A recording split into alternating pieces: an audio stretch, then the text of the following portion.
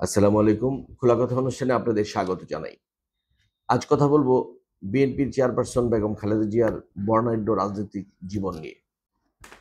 আজ বাংলাদেশ জাতীয়তাবাদী দল বিএনপির চেয়ারপারসন ও ৩ বারের সাবেক প্রধানমন্ত্রী বেগম খালেদা জিয়ার ৮১তম জন্মবার্ষিকী। ১৯৪৫ সালের ১৫ই আগস্ট দিনাজপুরে জন্মগ্রহণ করেন তিনি। একসময় বিএনপির কর্মীরা এই দিনটি কেক কেটে উদযাপন করলেও ২০১৬ সাল থেকে ওনারই নির্দেশে এই দিনটি সীমিত হয়ে মিলাদ ও দোয়া মাহফিলে পরিণত হয়েছে। এত দলীয় সমর্থক ও শুভাকাঙ্ক্ষীদের উনি কেক কেটে দিনটি উদযাপনের পরিবর্তে দোয়া মাহফিলে পরিণত করায় ওনার মহত্ব এবং উদারতার পরিচয় দিয়েছেন। বাংলাদেশের রাজনৈতিক ইতিহাসে বেগম খালেদা জিয়া এক অনন্য ও গৌরবোজ্জ্বল নাম। তিনি শুধু একজন সাবেক প্রধানমন্ত্রী নন, বরং একজন সংগ্রামী নারী নেতা, যিনি দেখিয়েছেন যে সংকটের মুহূর্তেও আপসীর নেতৃত্ব সম্ভব। রাজনীতিতে অনাকাঙ্ক্ষিত প্রবেশ কিন্তু অবিস্মরণীয় যাত্রা।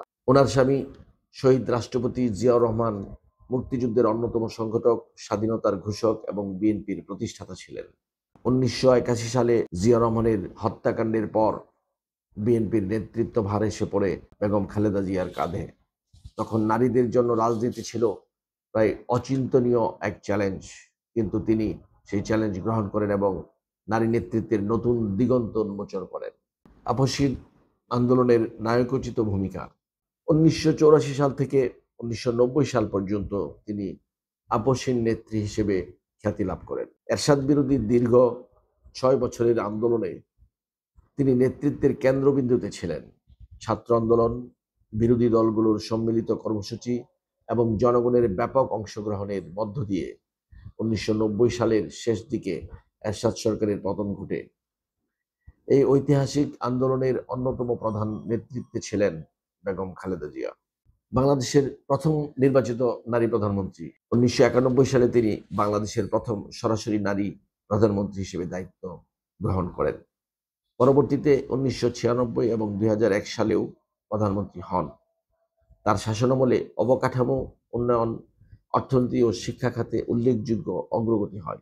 বিশেষ করে গ্রামীণ শিক্ষায় তার অবদান জাতীয় ও আন্তর্জাতিকভাবে প্রশংসিত হয়। সংগ্রামের পথ, আপসীন মনোভাব। বেগম খালেদা জিয়ার রাজনৈতিক জীবনের সবচেয়ে বড় বৈশিষ্ট্য হলো তার আপসীনতা। তিনি প্রতিপক্ষের চাপ, রাষ্ট্রযন্ত্রের দমননীতি এবং নানা মামলার মুখোমুখি হয়েও নিজের অবস্থান থেকে সরে আসেননি। ২০০৬ থেকে ২০০৮ সালের রাজনৈতিক সংকটে এবং তত্ত্বাবধায়ক সরকার বাতিলের আন্দোলন তিনি ছিলেন সবচেয়ে দৃঢ় কণ্ঠস্বর। জেল জুলুম, মামলা হয়রানি, এমনকি দীর্ঘ গৃহবন্দিত্ব তাকে দুর্বল করতে পারেনি। তার সমর্থকরা তাকে মাদার অফ ডেমোক্রেসি নামে অভিহিত করেন। তার নেতৃত্বে বিএনপি শুধু একটি রাজনৈতিক দল নয়, বরং গণতান্ত্রিক আন্দোলনের প্রতীক হিসেবে প্রতিষ্ঠিত হয়।